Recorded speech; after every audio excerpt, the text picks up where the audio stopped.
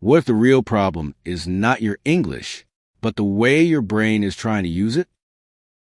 James sits in a small cafe. A friend smiles and asks, "So, James, what did you do yesterday?" James freezes. His mind starts racing. He knows the answer. He knows the words. But nothing comes out.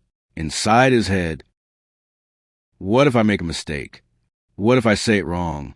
What if they don't understand me? He quickly looks down at his coffee. "I just stayed home," he says. Short, safe, empty. The conversation moves on.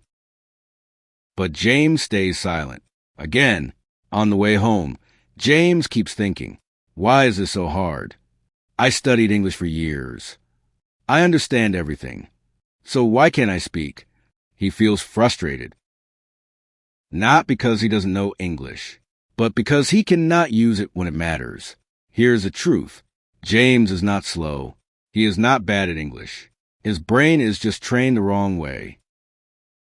His brain is translating, word by word, from his native language to English. This creates a delay, and that delay creates fear. Then fear creates silence. So every time he tries to speak, his brain says, wait, think, check, translate. But real conversation is fast. There is no time to translate. So James gets stuck between thinking and speaking. And that is the trap. The problem is not vocabulary. The problem is habit. James trained his brain to think first in another language, then convert. That worked in school, but it fails in real life. Because conversation is not a test. It is a moment, and moments move fast. Now everything starts to change, not with more grammar, not with more memorizing, but with small mental shifts. 1. Stop translating. Start reacting. When someone speaks, do not search for perfect words. Just react. Simple words are enough. Fast is better than perfect. 2. Think in images, not sentences. Do not build full sentences in your head. See the idea, then speak what you can. Your brain understands images faster than words. 3. Speak before you feel ready. If you wait for confidence, you will never speak. Confidence comes after action, not before. James does not fully believe it at first. It feels uncomfortable. It feels messy. But something inside him changes. A small decision. Next time I will not wait. He takes a deep breath, and for the first time, he is ready to try differently. 1 week later, same cafe, same table, same question. James, what did you do yesterday? There's a small pause. But this time, something is different. James does not look down. He does not search for perfect grammar. He just reacts. I watched a movie. It was really interesting. Simple, clear, real. His friend smiles. Oh, nice.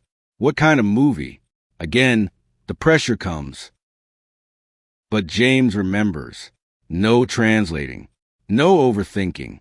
He sees a scene in his mind. Dark room. Loud sounds. Fast action.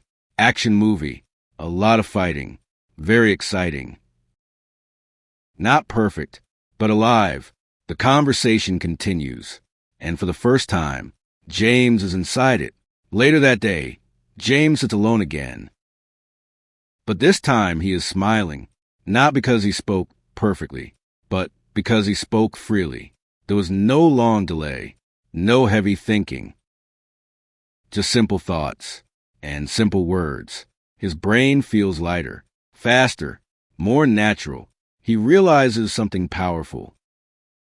He did not learn new English. He changed how he uses it. Now imagine this. A few weeks later, James is with a group of people. They are laughing, talking fast, sharing stories. And James is right there with them. Present, calm, confident. Someone asks, James, do you like reading? He leans back, relaxed. Yes, I love it. Every book feels like a new world. No pause, no fear, no voice in his head stopping him. Just flow. He listens. He responds.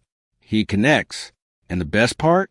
He is not thinking in two languages anymore. He is thinking directly in English. Naturally, James finally understands. Fluency is not about knowing more. It is about removing the delay. It is about trusting simple words. It is about letting thoughts come out without fear. Because communication is not perfection. It is connection. You don't become fluent when your English is perfect. You become fluent when your fear becomes silent. Right now, you are exactly where James was. You understand. You know words, but something blocks you. So here's the real question. Next time someone talks to you, will you wait to be perfect, or will you finally respond like it matters? Because that one small moment can change how your brain works forever.